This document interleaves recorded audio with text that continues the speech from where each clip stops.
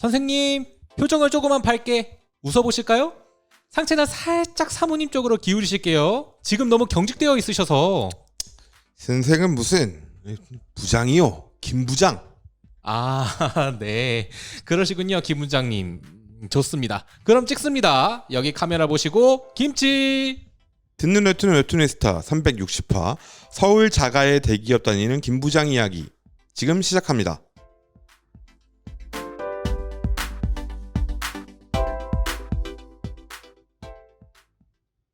안녕하세요, 재민입니다. 안녕하세요, 정우입니다. 네, 오늘은 저희 둘뿐입니다. 네, 그렇습니다. 네, 세민님이 하늘에 한 번씩 음. 다른 걸로 변신하러 가시는 타이밍이 있어요.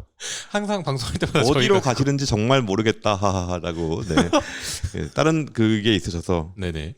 그런 바람에 어쩔 수 없죠. 그렇죠. 그래서 저희가 오늘은 리뷰를 해볼 건데요. 또 어떤 작품인지는 다 들으셨을 테고 네. 이 작품 소개를 한번 해보시죠. 네, 오늘 저희가 소개할 작품은 개인적으로 이 웹툰 보다가 원작 소설이라고 해야 될까요? 진짜로? 이게 궁금해가지고 도서관을 통해서 빌려보려고 했는데 도저히 지금 대여를 못하고 있는 중입니다. 오. 그래서 현재 오늘 저희가 이제 소개할 작품은 네이버 웹툰에서 매주 화요일에 업로드되고 있는 JHS 스튜디오의 작품 서울 자가의 대기업 다니는 김 부장 이야기입니다. 이 작품은 23년 12월 25일 작년 크리스마스에 1화가 업로드가 됐어요. 네. 미리 보기를 포함해서 44화까지 공개가 됐고요. 네. 34화부터는 김 부장이 아니라 정대리랑 권사원 얘기가 좀 진행이 되고 있습니다. 그렇습니다. 이게 누군지 궁금하시다면 작품을 직접 보셔도 좋겠고 저희 리뷰를 들어보시고 판단을 해보셔도 좋겠습니다. 네. 일단 웹툰을 소개하기에 앞서서 원작 작가에 대해서 좀 소개를 해주시죠. 네, 원작 작가인 송희구 작가님은 대한민국의 평범한 직장인으로 12년차 과장이라고 하십니다. 근데 이 작가님이 하루 루틴이 좀 특이한 게 아침에 4시 반쯤에 일어나서 1시간 반 정도 글을 쓰고 그리고 출근을 하신대요. 근데 그 글을 블로그나 아니면 각종 커뮤니티에다가 썼는데 이게 대박이 나버린 거죠. 그러니까 이게 제가 저도 가르치고 있지 않습니까? 네. 네, 그게 학생들한테 맨날 하는 얘기가 뭐냐, 작품을 서랍 속에 넣어놓으면 작품이 아니다. 그러니까 작가가 뭐가 작가냐, 작품을 완성하는 게 작가고 일단 그렇죠. 그 다음에 이 작품이 남들한테 읽혀야 작품이 되는 거예요 라고 얘기를 해요. 쉽지 않네요. 마치 김 부장처럼 얘기했죠. 근데 이거 정말 맞는 말인 게 이분도 그냥 그렇게 써가지고 컨트롤 S 누른 다음에 노트북 덮었으면 이거 없는 거예요. 그렇죠. 네, 그런 세상이 되어버렸습니다. 그래서 이 작가님께서 매일 아침 4시 반에 일어나서 1시간씩 글을 써서 올리시면 5시 반이 되잖아요. 그렇죠. 대단하다. 어떻게 그 루틴으로 생활을 하실 수 있는지 그게 좀 궁금해요. 그래서 이게 총 몇 권이 나왔나요? 이게 총 3권으로 1권에서는 김 부장에 대한 이야기, 2권은 정대리와 권사원, 그리고 3권은 송 과장의 이야기를 다루고 있습니다. 그러니까 지금 대략 한 2권 정도가 진행이 되고 있다라고 볼 수 있겠네요. 네, 맞습니다. 네, 좋습니다. 일단 정우님의 경험을 좀 얘기를 해주세요. 이 작품 도서관에서 지금 일을 하고 계시니까. 그렇죠. 네. 사실 책을 일단 빌리러 가기 앞서서 도서관에 검색을 하면은 특이하게 빌린 사람에 대한 나이대 조사가 있더라고요. 그러니까 나이가 어떻게 이제 누가 더 많이 빌려가는가 그런 게 표시가 있는데 재미난 게 1, 2, 3권 다 1위가 40대였어요. 그리고 2위가 30대고 3위가 50대인데 좀 더 재밌었던 거는 2권이랑 3권은 1권에 비해서 20대가 훨씬 많이 빌렸습니다. 20대가? 네. 그렇기 때문에 그만큼 지금 20대부터 50대까지 모두가 공감되기 때문에 많이들 책을 빌리는 게 아닐까라고 생각도 하고 있고, 더군다나 인기가 얼마나 좋으냐면 대출도 예약이 가능해요. 근데 예약이 안 돼요. 이미 꽉 차서. 예비까지 꽉 찼다. 네, 5명씩 받거든요. 책도 그리고 2권씩 있어요. 근데 둘 다 나갔습니다. 그래서 지금 이북으로 사야 되나 그 생각도 하고 있어요. 이게 되게 재밌는 게 이 작가님의 전략이었는지는 모르겠어요. 근데 되게 흥미로운 게 뭐냐면 지금 이 책을 가장 많이 빌리고 있는 나이대가 우리나라의 중위 연령인 것 같아요. 중위 연령이라고 한다면은 40대, 50대 이때를 말하는 건가요? 중위 연령이 뭐냐면 우리나라 인구 전체를 쫙 나이 순으로 세워요. 네. 그럼 정확하게 중간 나이가 있을 거잖아요. 네. 그죠? 그렇죠. 그거 이제 그 표준 편차 알잖아요. 그쵸, 그쵸. 나보다 잘 알잖아. 이과잖아. 그 중이에요. 거기에 중이. 그 평균 말고 네. 중간값의 나이가 몇 살이냐? 한국 몇 살일 것 같아요? 개인적인 생각은 45? 정도가 중간값이라 생각하거든요. 46.3세예요. 아 그래요? 네. 진짜 많이들 좀 이제 수명이 많이 연장되셨네요. 이건 수명의 탓이라기보다 출생률이 적은 거죠. 아. 태어나는 사람이 적으니까 계속 나이는 올라가는 거야. 아. 그래서 제가 저보다 한 5살에서 7살 정도 많으신 분들 네. 이 영원히 청년일 예정입니다. 그거 너무 심각한 거 아니에요? 생각해봐요. 정우님 어릴 때, 저 어릴 때 네. 청년 하면 몇 살이에요 보통? 청년하면 22에서 6, 7? 그죠? 네. 그게 청년이었단 말이야. 근데 지금 청년은 40대까지예요. 40세까지예요. 와. 39세 정도까지가 청년으로 잡아요. 저는 제가 아직도 청년이라는 생각을 안 했거든요. 근데 지금 거기 들어간다는 게 신기하네요. 님 저보다 더 청년이에요. 청청년이에요, 청청년. 그러니까 이거를 거꾸로 생각하면 뭐냐면 대중적인 픽을 하시려면 작가님들 한국에서는 중년을 노리셔야 된다. 놀랍게도 그렇습니다. 그리고 40대 이상으로 타겟을 잡고서 뭔가를 만들어서 유행을 시키잖아요. 그러면 확실한 수익이 됩니다. 그들에겐 돈이 있어요. 그렇네요. 네. 아니 이분이 커뮤니티 썼던 것 중에 좀 재미난 거 하나를 좀 봤었는데 그때 올리셨던 커뮤니티 위주가 주식이랑 그리고 부동산이었다는 이야기가 있더라고요. 그러니까 아마 그것도 그 노리신 게 아니실까 싶어요. 본인의 관심사기도 했을 거예요.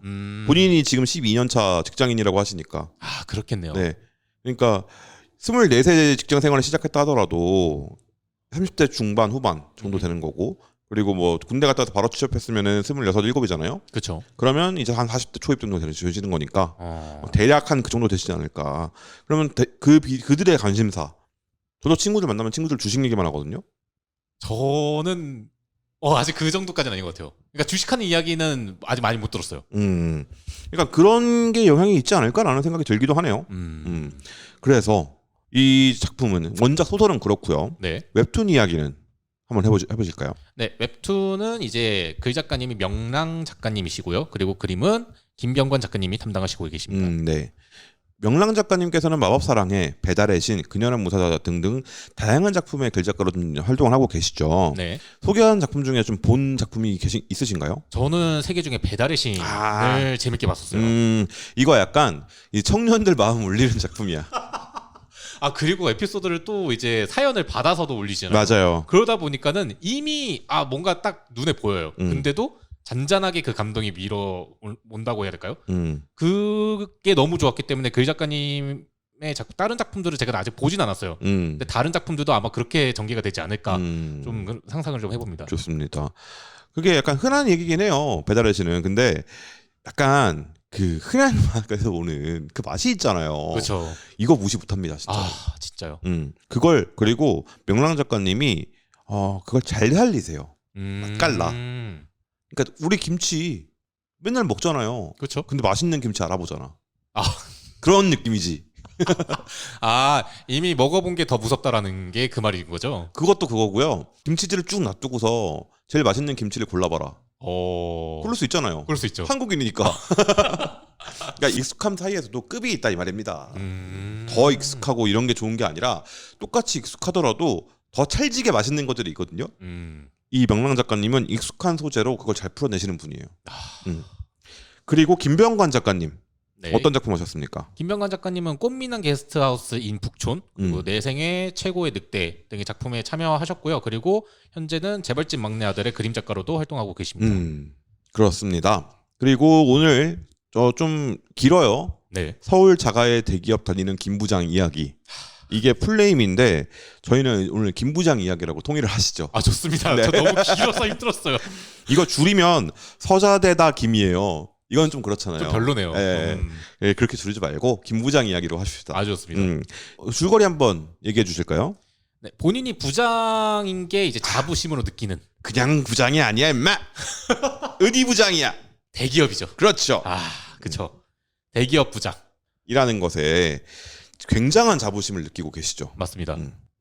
그러다 보니까 저희가 아까 오프닝 멘트로도 썼던 건데 가족 사진 촬영 중에 이제 선생이란 말을 들으면은 선생은 무슨 나 부장이요라고 외치는 그런 꼰대입니다. 이거 약간 꼰대라는 말이 좀 부족합니다. 그래요? 꼰꼰대 정도로 해야지 않나? 너무 그린 것 같은 꼰대예요, 진짜로. 대단합니다. 사실 저는 꼰대라는 말이 여전히 조금 헷갈려요. 과연 꼰대로 봐야 되나? 근데 물론 그게 너무 자존심이 세기 때문에 그런 수도 있다라는 생각도 들고 이 사람의 자존심이 세서 꼰대인가요? 꼭 그렇지는 않죠. 제가 생각하는 꼰대의 모든 조건을 가지고 있는데 그건 이따가 설명을 드리겠습니다. 계속 설명해 주세요. 네, 좋습니다. 그러니까 물론 이제 대기업에 다니니까 연봉은 1억 정도 받으면서 이제 부장이고 더군다나 서울에 자가로 살고 있습니다. 그러다 보니까 모두가 부러워하고 있죠. 회사에서는 책임감 있는 팀의 리더로 인정받으며 살려고 했지만 아침부터 출근길에 묘하게 재수가 없네요. 어떤 달려오는 사람과 부딪히면서 내가 아끼는 가방을 떨어뜨립니다. 명품 가방을. 그렇죠. 그 명품 가방. 진품 가방을. 그렇죠. 그 진품 가방을 떨어뜨리는데 이게 또 기스가 났어요. 근데 이것만 끝났으면 다행인데 그게 아니라 친구한테 갑자기 연락이 와서 내 청춘을 바친 회사에서 갑자기 지방으로 발령을 받았다. 너도 슬슬 준비해야 되지 않겠냐. 이런 문제가 발생할 수 있으니 라는 재수없는 이야기까지 듣게 됩니다. 이런 이야기까지 다 들었을 때 설마 나한테 무슨 문제가 생기겠어? 난 열심히 일을 했고 난 이 회사에 모든 걸 바쳤는데 라고 생각했는데 이 불안함이 결국 현실이 되어버리죠. 처음에는 지방 발령이라는 말보다는 안전관리팀으로 발령이 됐고 이게 안전관리팀 중요한데 아니야? 라고 생각할 수 있는데 보세요. 리스크 매니지먼트라는 뜻이잖아요. 네. 이게 아무 일도 발생하지 않아야 좋은 거예요. 그쵸. 그죠? 근데 내가 안전관리팀의 안전관리부의 부장으로 있어. 여기에 아니면 뭐 안전관리 이사로 있어요. 직급이 높든 말든 상관없이 뭔가 생겨. 무슨 일이. 우리 팀에 무슨 일이 생기면 무슨 뜻입니까? 그건 문제가 있다는 거죠. 그죠? 안전관리에 문제가 있다는 얘기잖아요. 무슨 일이 생겨서 눈에 띄면 안 되는 포지션인 거예요. 근데 김 부장은 눈에 띄고 싶어서 안 달라가지고 지금까지 온 사람이잖아요. 그렇죠. 안전관리팀으로 갔다는 건 이런 류의 사람한테 맡겼다는 건 나가라는 얘기입니다. 저는 그렇게까지 해석을 못했었어요. 오로지 그냥 너가 지금 했던 거 말고 내려가서 다시 배워와라 약간 이런 느낌으로 받아들였었거든요. 지금 40대 나이에 내려가서 다시 배워라고 하면 그것도 문제가 되겠네요. 나가라는 얘기잖아요. 그렇네. 똑같은 말입니다. 그래서 근데 결국은 이제 회사에서 희망퇴직을 선고받았고 이후에는 내가 어떻게 해야 되지? 막 장사를 하자니 그것도 안 될 것 같고 지금 내가 할 수 있는 게 없는데 하던 와중에 이전에 지금 발령받기 전에 출장을 나갔다가 어떤 신도시의 건물을 분양받는 팀을 만나게 됩니다. 근데 이제 어쨌든 내가 살 길을 찾아야 되니까 그 신도시 분양에 대해서 고민하고 있었던 찰나에 예전에 받았던 명함을 찾게 되고 그리고 이후에 연락을 하게 되죠. 혹시 아직 분양받을 수 있습니까? 당연히 자리가 있죠, 선생님. 어서 오세요. 선생님은 무슨 부장이요? 라고 못하고. 그렇죠. 불이 났게 이제 그 분양받는 곳을 가서 확인해 보니까 생각보다 괜찮은데? 지하철도 들어온다고? 나쁘지 않은데? 그러면 나도 스타 거기 우리 별다방이라 불리는 그곳에 사장이 되지 않을까? 그 건물주가 되지 않을까라는 마음으로 퇴직금과 그리고 영혼까지 끌어모아 대출을 해서 거기를 분양받습니다. 하지만 현실은 내가 분양받고 싶어서 분양받았지만은 팔리지 않는 분양 사기를 당하게 되는 거죠. 이후에 김 부장은 과연 어떻게 이 문제를 해결할 거고 가족들한테 말을 할 수 있을까? 그리고 지금 떠안고 있는 빚에 대해서는 어떻게 해결할까에 대한 이야기로 전개가 됩니다. 끔찍하네요. 정말 끔찍하죠. 그래서 인물 소개를 한번 해봅시다. 일단 김 부장 서울의 자가예요. 네. 서울 자가의 아파트에 삽니다. 그리고 대기업에서 연봉 1억 정도 받으면서 부장으로 일하고 있고요. 누구보다 자기 딴에는 아내와 아들을 생각하고 팀에서는 완벽을 기하는 리더가 되고자 노력하고 있다고 생각하고 있어요. 생각하고 있는 거죠. 네. 그렇죠. 문제는 이런 모습이 나는 그렇게 생각해 라고 얘기하는 거잖아요. 지금 네. 문제가 뭐냐? 남들도 그렇게 생각하느냐? 꼰대의 제일 1조건입니다. 친구들이 바라본 야 너 꼰대야 이거면 진짜 꼰대가 된 건가요? 혹시? 그건 놀리는 걸 수도 있죠. 꼰대 조건을 지금부터 하나씩 말씀을 드릴게요. 네, 좋습니다. 첫 번째 조건. 나는 잘못이 없습니다. 나에게는 잘못이 없어요. 네. 나는 누구보다 아내와 아들을 위해서만 살았어요. 네. 그리고 누구보다 이 팀에서 완벽을 추구하고 있습니다. 그렇죠. 네. 근데 두 번째 조건. 근데 나는 잘못이 없는데 남들이 나를 못 쫓아와요. 와. 아내와 아들은 나를 위해서 하는 게 아무것도 없으면서 내 탓만 하고요. 네. 나를 위해서 나한테 맞춰주지 않고요. 그리고 그리고 팀에서는 실적이 잘 나오긴 했지만 내 마음에 안 드는데 팀원들은 커피를 처마시면서 쪼개고 있습니다. 바로 확 와닿네요. 네. 그리고 세 번째 조건이 또 있어요. 이제 네. 세 번째 조건이 이제 나오는데 더 이제 심각한 게 뭐냐? 그것 때문에 나는 잘못이 없고 네. 그리고 남들은 나를 못 맞춰주기 때문에 잘못이 없는 내가 돋보여야 되니까 남들의 눈치를 봅니다. 세 번째 거는 조금 상상이 안 가네요. 예를 들어 그런 거예요. 오. 내가 가진 명품보다 좋은 명품을 남은 가지면 안 돼요. 아, 무슨 말인지 알겠습니다. 내가 가진 것보다 좋은 집에 나보다 못한 놈이 살면 안 돼요. 이거 되게 자의적인 해석이죠? 그리고 나는 항상 앞에 있어야 되는데 남들이 내 앞에 서면 안 돼요. 내가 허락한 사람들 외에. 와, 이거 진짜 어렵네요. 그거는 저로서는 상상이 안 가는 이야기라 정말 어려운 이야기네요. 그리고 그 모든 것이 나의 행복과 연관이 되어 있는데 이 모든 것이 나의 행복과 연관되어 있잖아요. 근데 이렇게 살면 안 행복합니다. 맞아요. 행복한 모습을 본 적이 없는 것 같아요. 그래서 다른 사람들한테 화를 내요. 뭐라고 화를 내느냐? 내가 어떻게 했는데 네가 나한테 이럴 수 있어 라고 화를 냅니다. 이게 모든 꼰대의 조건을 다 갖춘 사람이에요. 와. 그러니까 정훈님은 이 김 부장은 자존심이 센 사람이라고 표현했잖아요. 네. 자존심이 센 게 아니에요. 자아가 비대한 겁니다. 자아가 비대한 거랑 자존심이 센 거랑은 조금 차이가 있나요? 차이가 있죠. 자존심이 센 사람은 쉽게 흔들리지 않는 사람이에요. 아, 강단 있는 그런 네. 사람들이군요. 자아가 센 사람은 쉽게 출렁거리는 사람입니다. 뭔 말인지 알 것 같아요. 네. 김 부장은 단단하지 않죠. 그렇죠. 팔랑팔랑하죠. 많이 팔랑거리더라고요. 그게 뭐냐? 나의 이 비대한 자아가 자꾸 흘러내리기 때문이에요. 정말 그린 것 같은 완벽한 꼰대를 표현했습니다. 지금 이렇게 설명 듣고 그냥 이제 솔직히 꼰대네라는 생각은 들었지만은 왜 꼰대인지까지는 제가 못 갔었거든요. 근데 확실하게 와닿네요. 이게 꼰대 표본이란 게 확실하네요. 네. 그러니까 그 사람을 표본으로 만들어서 꼰대를 만들 수 없잖아요. 그쵸. 근데 기록하잖아요. 네. 그러면 김 부장을 기록하면 이제 그것은 꼰대 기록물이 됩니다. 뭐 숨쉬듯이 꼰대질을 해. 왜냐? 세상에 불만밖에 없거든. 왜 불만이 있을까? 왜 이렇게 불만이 많을까? 김 부장은 본인이 행복하지 않으니까. 왜 행복하지 않을까요? 나는 나름대로 열심히 살았는데 나보다 앞에 가 있는 애가 있네. 나름대로가 아니에요. 그래요? 나는 인생을 맞춰서 열심히 했는데요. 이게 자아가 비대한 거예요. 네. 남과 자꾸 비교하고. 네네. 이게 자아가 신기한 게 비교를 하면 할수록 자아는 커지거든요. 네. 왜냐하면 나에 대해서 계속 나만 고민하게 되니까. 이 커진 자아가 흘러내리기 시작하면 그때부터 걷잡을 수 없습니다. 그래서 첫 번째로 돌아가요. 나는 잘못이 없다. 나는 틀리지 않았다. L과는 다릅니다. 내가 잘못이 없으려면 어떻게 해야 돼요? 모든 걸 합리화해야 돼요. 그쵸. 여기서 김 부장이 합리화 되게 많이 하죠. 많이 하죠. 너 그 가방은 어떻게 산 거야? 딸이 영끌해서 선물해줬어. 그럼 그렇지. 지가 샀을 리가 없지. 그것도 합리화에 속하는 거군요. 모든 게 합리화로 돌아가요. 왜냐하면 자아를 보호해야 되기 때문에. 그런 게 김 부장이고요. 김 부장의 아내가 있습니다. 네. 결혼하기 전까지는 일도 잘 다녔고 능력도 인정받았어요. 회사에서. 근데 문제는 결혼 후에 육아와 가정을 위해서 일을 그만둡니다. 근데 지금 보면은 누구보다 김 부장이 이제 내조를 잘하며 그리고 부동산 안목도 꽤나 뛰어나가지고 현재는 김 부장 일가가 원래 지금 살고 있는 집. 그 서울의 자가. 그쵸. 원래는 김 부장이 내가 투자를 잘한 거야 라고 하지만 사실은 아내가 투자를 잘했다. 그렇죠.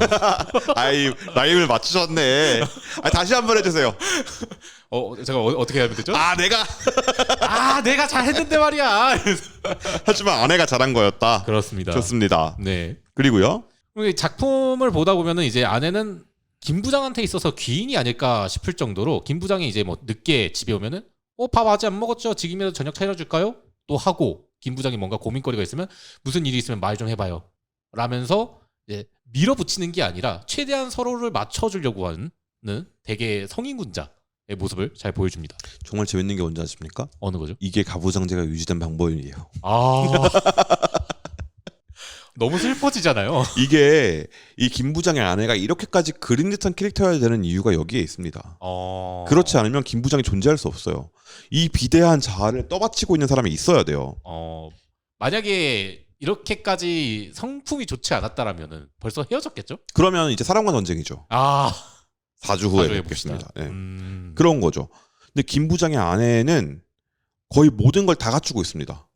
뭐가 있죠? 뭐 예를 들어서 출근하려고 할 때 넥타이를 매주고 그리고 밥을 해주고 집안일 하면서도 이제 불만 같은 거 없고 그리고 명품백 같은 것도 사달라는 말 안 하고 이렇게 말하니까 다 보이네요. 다 갖고 있죠. 다 갖고 있네요. 뭘 다 갖고 있냐?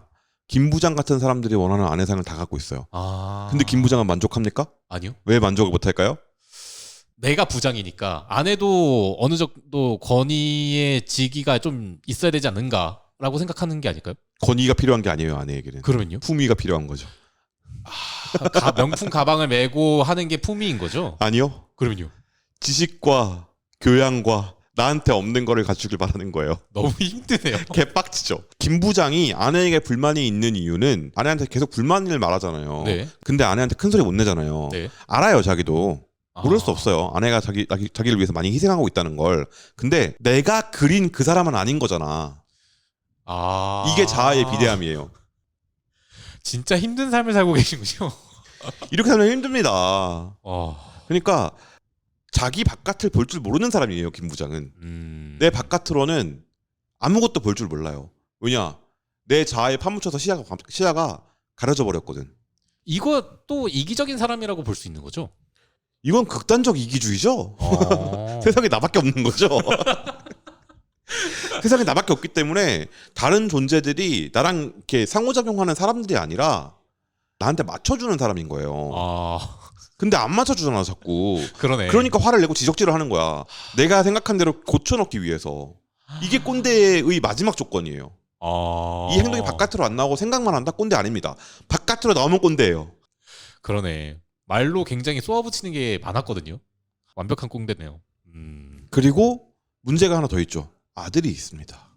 그쵸. 이 둘만 있으면 뭐 지지고 볶고 잘 행복하게 하세요 하면 돼. 문제는 다른 존재가 또 있어. 아들. 대학을 나왔어요. 네. 뭐 나름 좋은 대학 나온 것 같아요. 김 부장의 성인 차지 않지만. 근데 김 부장의 바람과는 다르게 취업을 안 합니다. 맞습니다. 못하는 게 아니야. 안 하고 있어. 그리고 노는 게 아닙니다. 쇼핑몰 창업을 준비하고 있어요. 네, 아르바이트도 하고 일도 하더라고요. 그래서 나는 장사를 하고 싶어요. 내 거 하고 싶어요. 네. 난 어디 가서 월급 받는 거 적성에 안 맞아요. 라고 말을 했거든요. 그랬더니 김 부장이 뭐라 그랬냐. 야, 장사는 무슨 장사? 벌써 답답해. 번듯한 직장에 가가지고 임마 아버지처럼 수트 입고 수트케이스 들고 넥타이 딱 매고 임마 이렇게 살아야 될 거 아니야. 근데 무슨 장사는 무슨 장사야? 라고 말하고 있습니다. 그렇습니다. 갑자기 숙연해지네요. 근데 진짜 답답할 것 같아요. 이거 진짜 좀 보면서 와 진짜 미칠 것 같다라는 생각을 했었어요. 그러니까 쇼핑몰인데 그걸 해서 자기 적성에 맞고 하면 뭐 해보고 실패하면 그래 좋은 경험했다 생각해라. 네 하고 싶은 거 해봐라. 지원은 많이 못해줘서 미안하다. 이런 게 보통 우리가 생각하는 부모님이잖아요. 맞아요. 우리가 그리는. 네. 근데 그러면 이제 아들도 뭐 지원은 못해주시지만 열심히 하게 해보겠습니다. 응원해주셔서 감사합니다. 라고 말하는 게 우리가 그리는 이 이상적인. 그렇죠. 내가 뭐 지원받으려고 이거 한 거 아니에요. 라고 말하는 이상적인 그 그림인데 해달라고 안 했거든 지원. 그게 문제야. 지원해달라고 안 했는데 뭐 온갖 갖은 망상을 해가지고 장사꾼들은 다 사기꾼들이다. 자영업자 다 사기꾼 새끼들이다. 번듯한 직장에 가서 이거 월급을 받아야지 이게 뭐 하는 짓이냐. 그런 치욕과 모욕을 당하면서 아들이 살고 있습니다. 맞습니다. 묵묵하게 살고 있어요. 참 그 망상 중에서도 아들이 물론 이제 결혼할지 안 할지는 모르겠지만은 결혼한다고 했을 때 사장님과 그리고 상무님이 와가지고 아들이 지금 일을 뭐 한다고 했더니 장사합니다라는 게 그게 부끄럽다는 그 상상도 하잖아요. 망상. 망상하죠. 그렇죠. 상상은 현실이 될 것 같잖아요. 근데 사실 그런 망상까지 보면서 이렇게까지 쪼아 붙여야 될 이유가 있을까라는 생각이 들었어요. 저는. 그러니까 이유가 없어요. 자기 마음에 안 드는 거예요. 내가 원하는 대로 안 움직이는 거예요. 이거 일종의 소시오패스입니다. 그러니까 너무 우쭈쭈를 받다 보니까 정신이 나가버린 거예요. 이거는. 야, 좀 심각하지 않아요? 좀 많이 심하던데요. 그래서 보면서 전 되게 힘들었습니다. 재미는 있었거든요. 너무 힘들었어. 뭔지 알 것 같아요. 그리고 또 하나 그쵸. 중요한 인물이 한 명 있죠. 김 부장의 그 계속 조금씩 긁히다가 마지막에 진짜 극 해버린 친구가 있죠. 그렇습니다. 논팽이라는 친구입니다. 현재는 일을 하지 않는 김 부장의 친구인데 그 일을 그만두고 나서 8층짜리 건물 하나를 구입해가지고 관리하고 있습니다. 근데 학창 시절에도 사실 자습을 째고 막 당구 치러 가자 막 하기도 하고 담배나 술을 몰래 하기도 하고 또는 대학교 때는 자취방에서 게임만 해가지고 김 부장이 봤을 때는 쟤는 커서 뭐가 되려고 약간 이런 모습이었는데 제가 8층짜리 건물을 샀다고 싶을 정도로 본인 놀랐던 인물이죠. 사실 누가 봐도 백수 행세예요. 근데 뭐 누가 봤을 때 저 친구 뭐지? 정말 저렇게 살아도 될까?라는 왜 겉모습만 봤을 때는 그런 모습인데 그러니까 약간 그 리니지 하다가 이렇게 담배 피러 내려오면은 구석탱이에서 추리닝 그냥 꾸쪽으로 앉아가지고 담배 잡고서 쭉쭉 빨아가지고 피고서 약간 조용히 인사하면은 뭐 하면서 올라가서 PC방 고인물들 약간 그럴 것 같아요. 옆에 컵라면 이렇게 쌓여있고 그럴 것 같이 생겼잖아요. 맞아요. 그렇게 생겼어요. 근데 이 작품 내에서 가장 행복하고 건실한 삶을 살고 있는 사람이에요. 그렇죠. 그래서 나중에 이제 김 부장이 정말 힘들 때 그때 옆에서 의지가 돼준 인물. 사람이 좋다니까. 좋은 사람이야. 사람이 너무 좋았어요. 네. 나는 김 부장 같은 친구가 있다? 너무 상상만 해도 벌써 힘들어. 저는 연락은 받긴 할 텐데 만나진 않을 것 같아요. 저도. 근데 논팽이는 도와줍니다. 맞습니다. 물심양면으로. 진짜 물심양면으로 도와줘요. 그니까요. 그렇습니다. 그 이외에도 저희가 좀 중요한 인물들인데 소개를 안 드린 분들이 있어요. 네. 뭐 정대리나 권사원 이 두 분은 지금 연재가 되고 있으니까 직접 보시고요. 네. 유료분이니까. 그리고 송 과장 이분은 앞으로 연재가 될 거죠 아마도. 그렇습니다. 3권이니까 네. 꼭 보시도록 추천을 드립니다.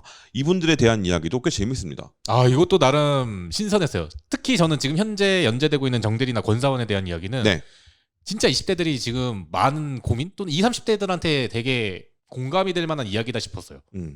어떤 점이요? 특히 이제 결혼에 대한 이야기. 그리고 철없는 남자들이 가지고 있는 그 뭐라 해야죠? 돈에 대한 관리법.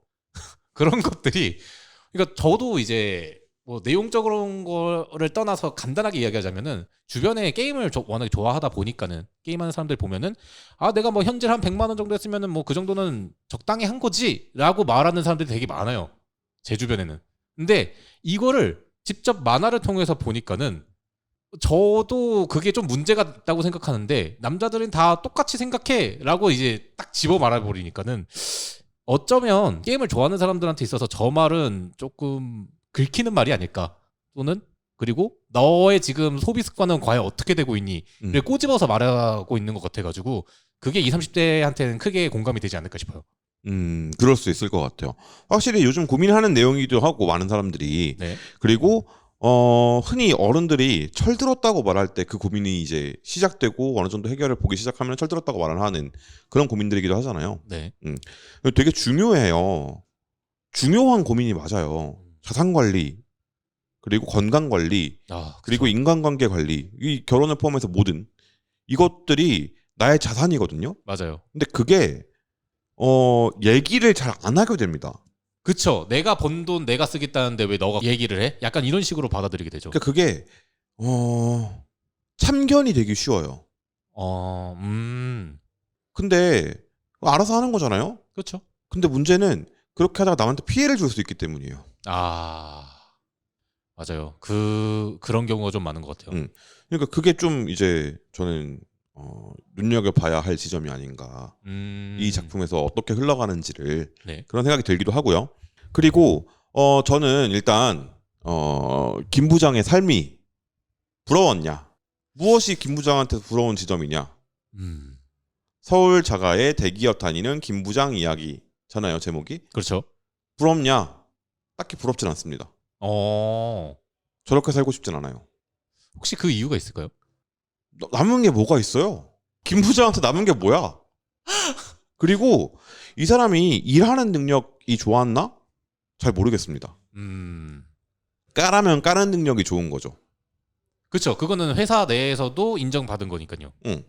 그러면 까라면 까는 사람이 잘 쓰이던 시대에는 이런 능력이 통했을 거예요. 네. 근데 내가 뭔가를 만들어야 하는 시대에는 이런 능력을 아무짝에 쓸모가 없습니다. 지금이 딱 이제 김 부장이 지금 보여주는 게 그거잖아요. 그렇죠. 내가 스스로 뭔가를 알아보고 찾아보고 결정해야 되는 시기가 오니까 김 부장은 최악의 수를 둬요. 최악의 수라고 한다면은 그 상가를 왜 분양받아? 아 심지어 제대로 알아보지 검색만 해봐도 나오는 걸 알아보지 않았어. 마음이 급한 나머지 그냥 아니에요. 자기 확신 때문이에요. 마음이 급한 게 아니에요. 아 그건 자기 확신으로 봐야 되는 거군요. 내가 틀릴 리가 없다. 내가 말했잖아요. 첫 번째 조건. 나는 틀리지 않는다. 그렇네. 네. 이 조건 때문에 김 부장은 내가 그럴 리가 없어. 나한테 그런 일이 생길 리가 없어. 라고 생각하는 거예요. 그러니까 어떻게 됩니까? 최악의 수를 그쵸. 두고 분양 사기를 당하잖아요. 네 맞아요. 근데 분양 사기도 아니야 사실은. 그러면 뭐라 말해야 되죠? 사실 그건 저도 그냥 분양 사기라고 생각했거든요. 분양 사기는 분양을 받았는데 매물이 없는 거지. 매물은 있으니까. 받았잖아요 상가를. 그쵸. 아무짝에 쓸모없는 상가를 개비싸게. 그럼 어떻습니까 그거? 쓸 데가 없죠. 그죠? 이거 뭐 어떡할 건데 그래서 이거 갖고 뭐 할 건데? 뭐 시간이 많이 지나면 한 20년쯤 지나면 주변에 상가가 좀 더 생기고 주변에 집들이 입지가 좋아지고 들고. 인프라가 생기고 그럴 수 있어요. 그렇죠. 뭐 예를 들어서 지금 강서지구나 네. 이런 것들이 그렇거든요. 그렇죠. 지금 나중에 앞으로 김포도 그렇게 될 거고 그런 곳들이 있죠. 음흠. 지금은 그때 되면 60대야 이 사람. 그런 아니지 지금 40대 중반이니까 더 25년 들시죠. 지나면 70이야. 야. 그때 가서 있어봤자. 아니 물론 70 요즘 정정하죠. 남은 시간이 짧잖아요 여생이. 그럼 그동안 남은 25년 뭐 했겠냐고요. 이걸 못 팔고 어쩌고 해서 버러지같이 개같이 일하면서 이자 메꾸고 있었을 거 아니냐고. 그렇죠. 그러다가 이제 70쯤 돼가지고 거봐 내가 틀리지 않았어라고 해서 무슨 의미가 있냐고. 진짜 아무 쓸모가 없네요. 저는 그 생각이 드는 거예요. 제가 요즘에 내년에 이사 가야 돼서 집들을 알아보고 있거든요. 네. 근데 그런 집들이 가끔 있어요. 그러니까 다른 거 없이 그냥 이 아파트 하나 끌어안고 사는 사람들이 있어요. 그런 분들 종종 계시죠. 네. 그게 무슨 소용이 있냐? 난 그 생각이 드는 거야. 행복하지 않게 아파트 하나 끌어안고 있다는 내가 서울 여기에 집이 있다는 자부심. 물론 중요할 수 있겠죠. 누군가에게는. 그렇죠. 근데 그 자부심을 끌어안고 집값이 떨어지면 어쩌나 전전긍긍하면서 남들에게 피해주는 삶. 이 피해가 어떤 피해냐? 무언가를 혐오하고 무언가를 나쁘다고 비난하고 그리고 특히 가난에 대해서 구제받아야 한다는 생각조차 없는 사람들. 그것도 나쁘거든요. 가난한 사람들은 이유가 있는 거야 라고 생각하는 사람들. 내가 말했죠. 이게 꼰대의 조건이에요. 와, 그건 너무 간 거 아니에요? 극단적인 거 아니에요? 그런 사람까지 가버리는 경우들이 있어요. 제가 좀 극단적인 예를 들긴 했지만 이게 저는 많은 경우에 한국 사회의 불행을 만들고 있는 씨앗이라고 생각합니다. 그래서 김 부장의 삶이 부럽지 않아요. 이게 물론 서울 자가 있으면 좋겠죠. 대기업 별로 안 부럽고 부장도 별로 부럽지 않아요. 근데 까라면 까는 인생이 행복한가?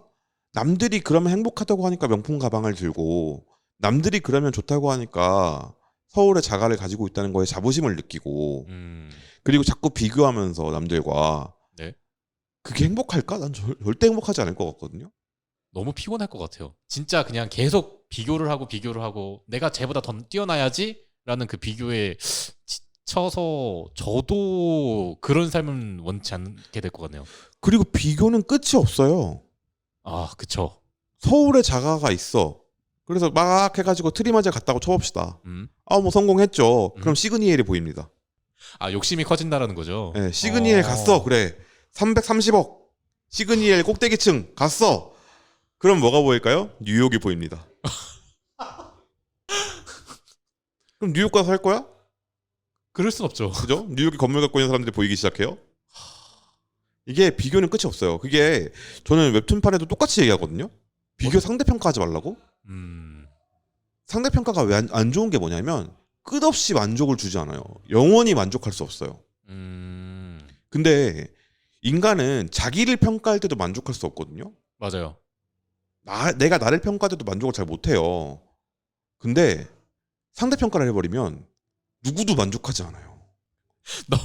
너무 그 불행의 그 벗어나지 못하는 네. 케이스가 아닌가. 그러니까 예를 들어서 그런 건 있을 수 있어요. 꼭 필요한 상대 평가가 있죠.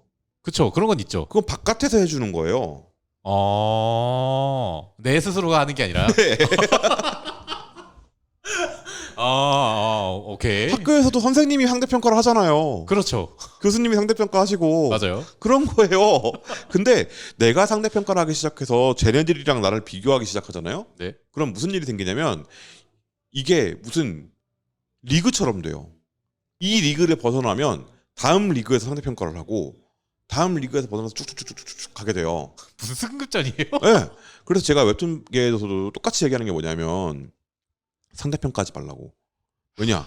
내가 지금 연재하는 데서 또는 내가 지금 뭐 하고 있는 팔로워 숫자 뭐 이런 거 네. 상대 평가 비교를 해서 올라가요. 음. 그러면 마지막에 누가 있는 줄 아세요? 누가 있죠? 팔로워 숫자에서 비교를 하기 시작하면 마지막에 호날두가 있습니다. 넘사벽이네요. 뭐 어쩔 건데? 그렇잖아요. 그럼 이제 그쵸. 웹툰 다시 돌아와서 웹툰만 놓고 봅시다. 네. 뭐 예를 들어 레진에서 1등 했어요. 네. 그러면 넘어가서 이게 무슨 리그가 아니잖아요. 카카오 페이지에서 1등을 했어요. 네. 카카오 웹툰에서 1등을 했어요. 네이버 웹툰에서 1등 했어요. 그럼 뭐 가지고 비교하게요? 비교할 게 없네요. 드라마화 됐냐? 그것까지 넘어간다고요? 드라마화에서 넷플릭스 성적 얼마나 됐냐? 만족하지 않을 이유를 찾게 되는 걸 변질돼요. 이 김부장처럼. 그 되게 그 질병처럼 끊임없이 번져나가네요. 진짜 무섭지 않아요, 이거? 상상만으로도 소름이 돋는데요. 상대 평가를 하지 마시고 그냥 하세요. 왜 자꾸 비교하고 평가질을 해? 내가 나를 김부장도 계속 물어보잖아요, 스스로한테. 제가 저 정도 급인가? 맞아요. 내가 이 정도 급이 안 되나? 급이 뭔데? 그러게요. 그 가방, 살고 있는 집, 끌고 있는 차 이런 걸로 계속 비교를 하니까는 그게 뭔데 그래서? 남는 게 없네요. 진짜 남는 게 없네요. 그 세 가지 뭐 집은 필수제니까 차와 외제차 갖고 싶어 하잖아요. 그리고 나중에 그거 발견하잖아요. 우리 상무님도 외제차를 안 타시는데 했는데 상무는 출근용 차가 따로 있고 집에서는 외제차 타고 이거 발견하잖아요. 맞아요. 그게 무슨 소용이냐고. 지구에 해만 끼치지. 탄소 좀 줄여야 되는데. 그러니까 이게 방금 말 잘했어요. 이 비교와 상대평가와 그리고 내가 만족하지 못하는 이 비대한 자, 끝없는 욕망의 항아리처럼 채워지지 않는 이 그릇이 뭘 낳냐면 지구온난화를 낳습니다. 꼰대가 지구온난화를 만든 세대잖아요.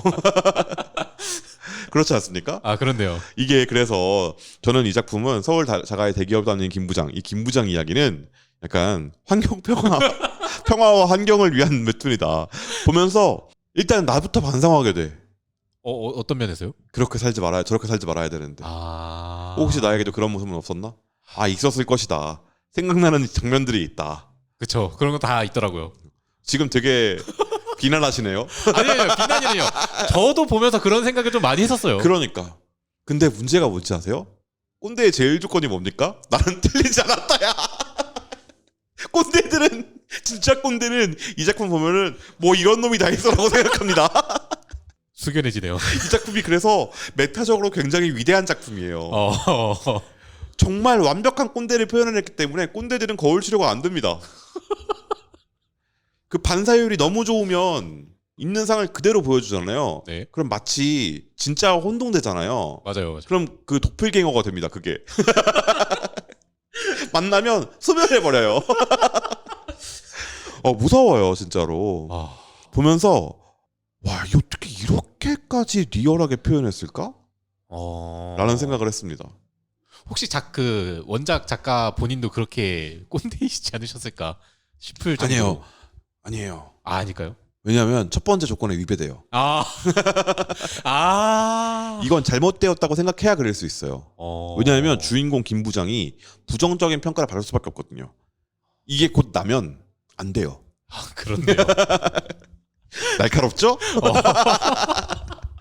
굉장하지 않습니까? 굉장하네요. 진짜 보면서 그렇게 깜짝 놀랐어요. 통찰력이 대단하다.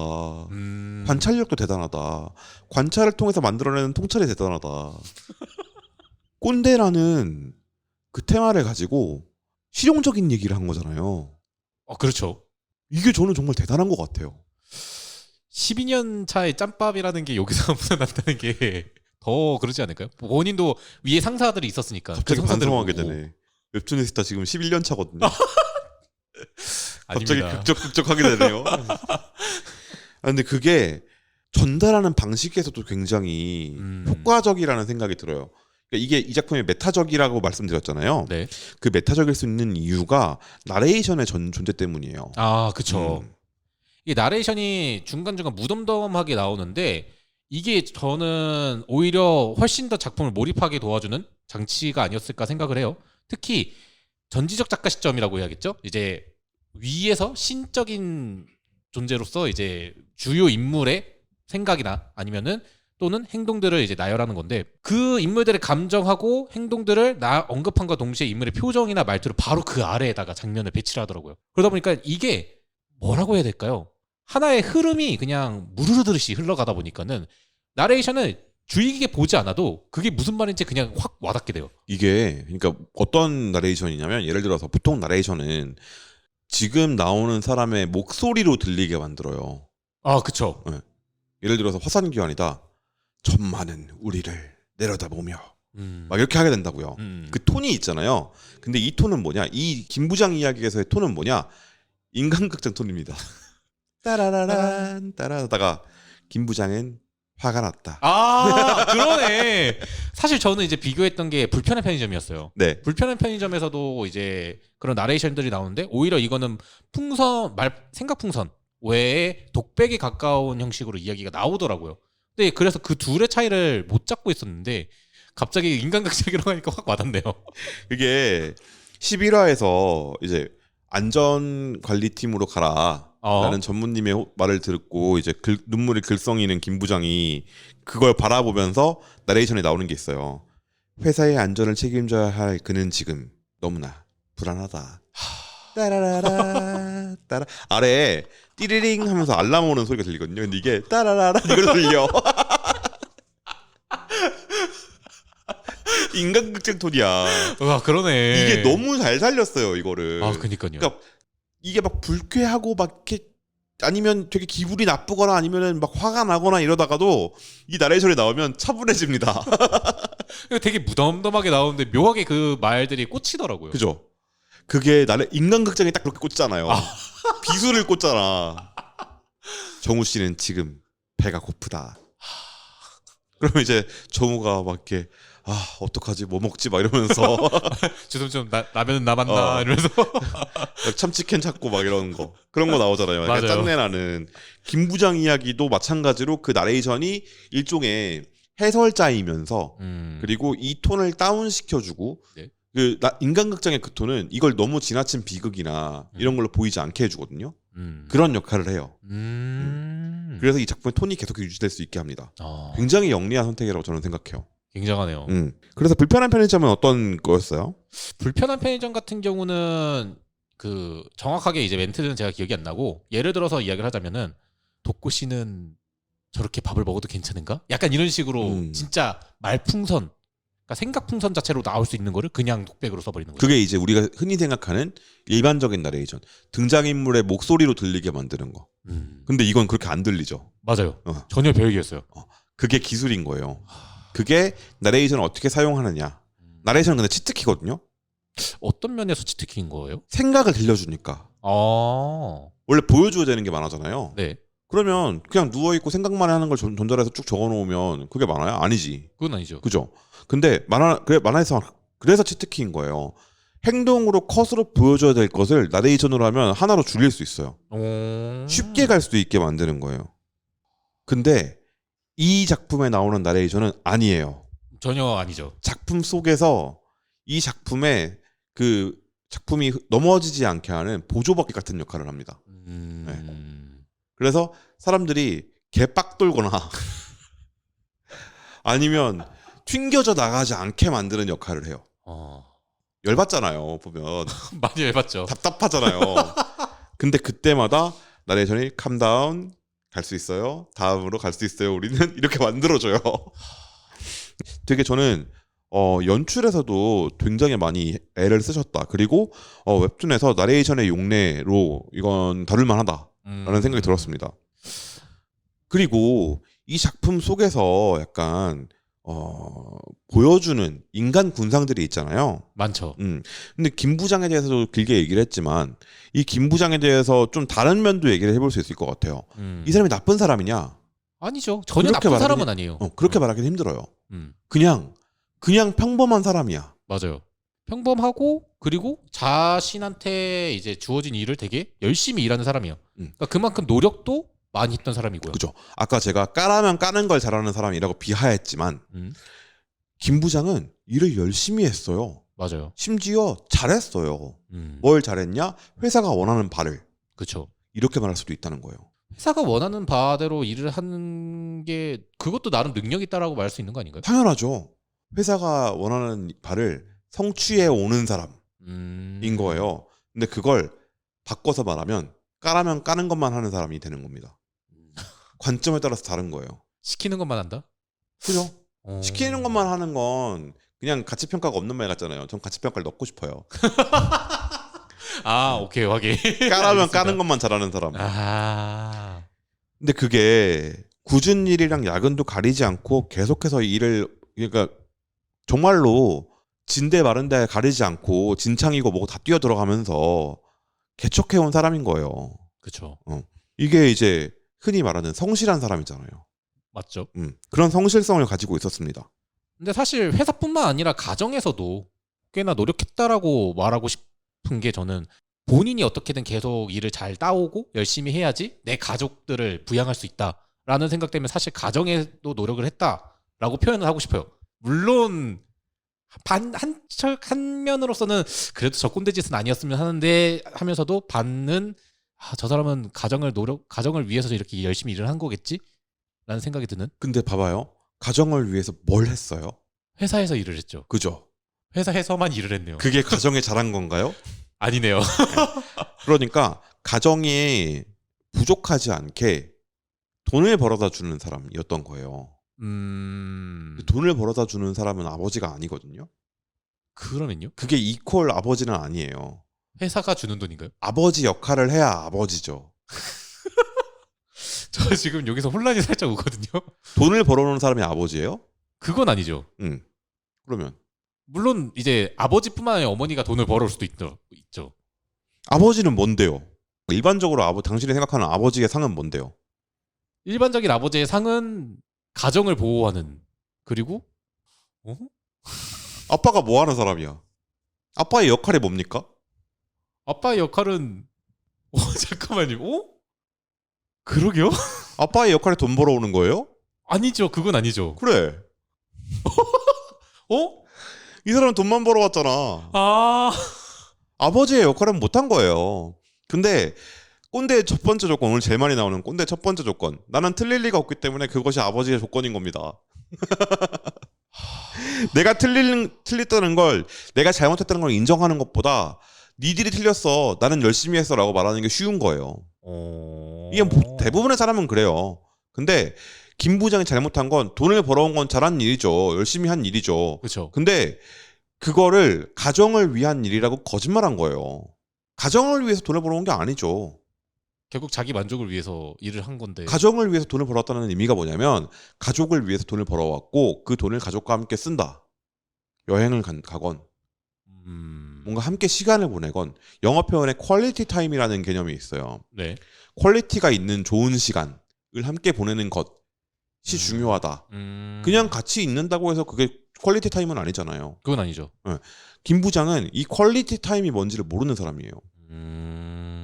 거꾸로 근데 김 부장을 변호해 봅시다. 네. 김 부장은 뭘 했냐? 경쟁에서 이겨서 우리 가족에게 자랑스러운 아버지가 되기 위해서 노력을 했죠. 그렇죠. 본인이 그렇게 희생했다고 생각하죠. 네. 그게 잘못된 건 아니죠. 그렇죠. 그건 잘못된 건 아니죠. 근데 알아달라고 하는 게 잘못된 겁니다. 그래요? 내가 노력을 했으면 알아줘야 돼요? 사실 그럴 필요는 없죠. 근데 왜 알아달라 그래요? 왜 징징거려요, 김 부장은? 내가 어떻게 했는데 니들한테라고 생각을 해요. 내가 부장인데 네가 출근을 하면 어떻게 해? 그죠? 그렇네요. 그래서 자아 성찰, 메타인지가 잘 안 되는 겁니다. 이거는. 김 부장의 입장에서 얘기하면 김 부장은 일을 열심히 했고 회사에서 좋아할 만한 사람이었어요. 정확하게 말하면 회사에 쓸모가 있는 사람이었어요. 그죠? 그렇네요. 무슨 말인지 알 것 같아요. 도구였던 거지. 너무 마음이 아프잖아요. 도구라고 하니까. 근데 그렇게 쓰이고 있다는 걸 파악을 못할 정도로 매몰되어 있었던 겁니다. 일에. 근데 그 일이 무슨 일인지도 잘 몰라요. 본인이. 뭐 어떤 느낌인지 알 것 같네요. 지금 연재되고 있는 부분의 그 모습들이 좀 나오고 있거든요. 그죠? 네. 마음이 아파요. 근데 이게 잘못됐냐? 전 이게 틀렸고 나쁘고 잘못됐다고는 말 못하겠어요. 많은 한국의 아버지들이 이럴 겁니다. 그쵸. 왜냐면 사회가 그걸 요구했기 때문에. 저희가 보고 자란 것도 그거였던 것 같아요. 그죠? 아버지들은 거의 우리가 생각하는 그 그린 듯한 아버지들은 뭐였냐면 주말에 누워서 안 잔다 하시는 거예요. 자고 있는데. 왜 그래요? 기력이 없어서 그래요. 그렇게 안 쉬면 주중에 그렇게 일을 못하니까 그래요. 진짜 마음이 찡해지네요. 그렇게 들으니까. 김 부장의 잘못이냐? 아니죠. 근데 그걸 알아달라고 요구하고 내가 그렇게 했으니까 너희들도 이렇게 해야 한다고 말하는 건 김 부장의 잘못이에요. 이게 잘 구분이 안 갑니다. 한국 사람들한테는. 왜냐면 너무 생활이기 때문에 그래요. 솔직히 지금 이 이야기를 들으면서 저도 혼돈이 좀 와요. 그만큼 아버지에 대한 이미지가 너무 많이 그러니까 제가 지금까지 봐왔던 아버지에 대한 이미지가 너무 심하게 박혀 있어서 그런지 모르겠지만 이 이야기가 좀 어렵게 다가와요. 솔직히. 그걸 분리해야 돼요. 김 부장의 회사에서의 역할은 회사에서 시키는 걸 하는 사람이었던 거죠. 그리고 뭔가를 만들어내는 사람은 아니었어요. 김 부장은. 회사에서 정하면 그걸 실행에 옮기는 사람이었지. 네. 가정에서의 김 부장의 역할은? 가정에서의 김 부장 역할은 돈 벌어오는 기계죠. 원래 해야 되는 역할은 뭐예요? 원래 해야 되는 역할은 아내와 아들과 유대감을 형성해야 된다? 유대감이란 말은 좀 그렇긴 한데. 근데 유대감부터 형성해야 돼요, 이 사람은. 왜냐면 퀄리티 타임을 같이 보내기 위해선 유대감이 있어야 돼요. 자식이니까 당연히 알아야 된다고 생각하잖아요, 김 부장은. 그렇네. 내 자식이니까 내가 가장 잘 알고 있다고 생각하잖아요. 네. 자식이 다 본인을 알고 있는 거는 내 아들이 나 자신을 알고 있는 거는 생각 안 하잖아요. 맞아요. 그 인정도 안 하잖아요. 그건 틀렸다고 얘기하잖아요. 그쵸. 내 머릿속에 있는 이미지로만 사는 사람인 거예요. 근데 그게 불행을 낳습니다. 소통을 해야 되는데 남과 유대감도 쌓지 않고 내가 생각한 대로만 판단 내리면서 어떻게 소통을 해요? 그쵸. 본인이 그냥 다 계획 짜놓고선 그 계획대로 안 된다고 화내는 거니까요. 그러니까 예를 들어서 웹툰이스타 녹음을 할 때 앞으로는 금요일에 해 라고 제가 얘기를 했어요. 네. 세민님과 정훈님의 의견을 한마디도 듣지 않고. 제가 그런 적 있습니까? 아니요, 그런 적 없죠. 작품을 골라요. 몰라, 뭐 집이 없어, 연결됐으니까 집이 없어 해 라고 제가 얘기를 해요. 다음 주에 집이 없어야 나는 다 왔어. 그러면 요리 봤습니까, 안 봤습니까? 죽여버리고 싶겠지. 그렇잖아요.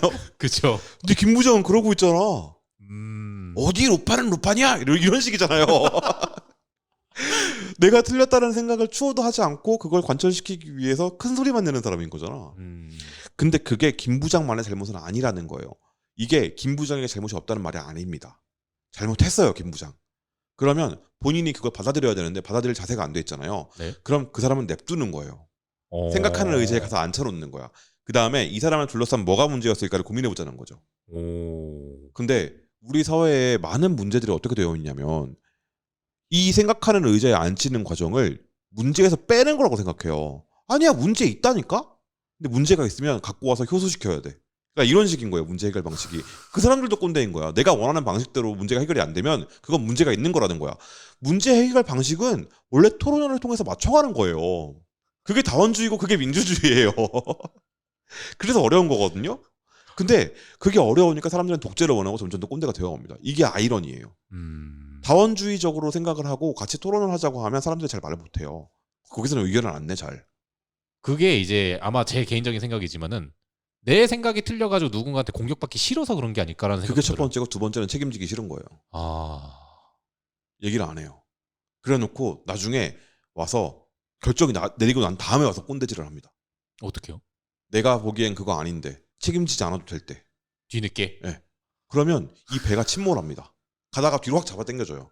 아니 이야기하자고 할 땐 이야기 안 해놓고선 뒤에 가서 그렇게 이야기를 하면은 그건 그거 나름대로 스트레스 아닌가요? 그거 꼰대질이라니까요. 그게 꼰대질이에요. 다른 게 아니라 내가 틀릴 리 없는데 진짜 그거잖아요. 그 책임 없는 쾌락이잖아요. 그 정도면. 그게 꼰대들이 그걸 하는 이유예요. 도파민이 생성되거든. 그래서 어쨌든 김 부장이 이렇게 된 데에는 사회의 책임도 분명히 있다. 그리고 이 작품은 그걸 말 안 하는 작품은 아닙니다. 해줘요. 근데 이게 주가 아니에요.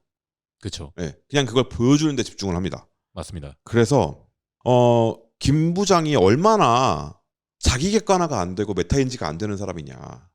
안전관리팀에 갔을 때 등장합니다. 아, 그쵸. 그때 등장하죠.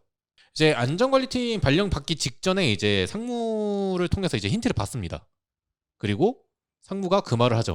상무 좋은 사람이야. 좋은 사람이었어요. 내가 이 상무까지 올라올 수 있을 만큼 능력이 있어서 올라왔냐? 그게 아니다. 라고 하면서 본인이 올라간 거에 대한 힌트를 다 줘요. 근데 김 부장은 그거를 못 받아들이죠. 나중에 가서 안전관리팀에 있을 때 또 전화가 한번 옵니다. 상무로부터. 그래서 거기서 많은 걸 배웠느냐라고 했더니 그냥 안 보이는 곳에서 열심히 일하고 있습니다. 라는 답변만 남기고 있죠. 근데 더 뒤에 가서 한마디가 더 나와요. 최근에 회사 내에서 조금 직위 관련된 거를 폐지하고자 한다. 너는 어떻게 생각하냐? 라는 질문을 던졌을 때 김 부장이 에이 그래도 그건 안 되죠. 위기 질서가 있어야 되는데 그건 말도 안 됩니다. 라고 답변을 남깁니다. 그때 상무가 한마디를 던지죠. 얘는 더 이상 안 돼. 여기가 한계네. 라는 말을 던지죠. 그게 이제 그 부분이 가장 큰 것 같아요. 그게 무슨 얘기냐면 상명하복 체계에서 변혁이 일어났을 때 이게 사회에 대한 운유라고 저는 받아들였어요. 사회에 대한 운이요?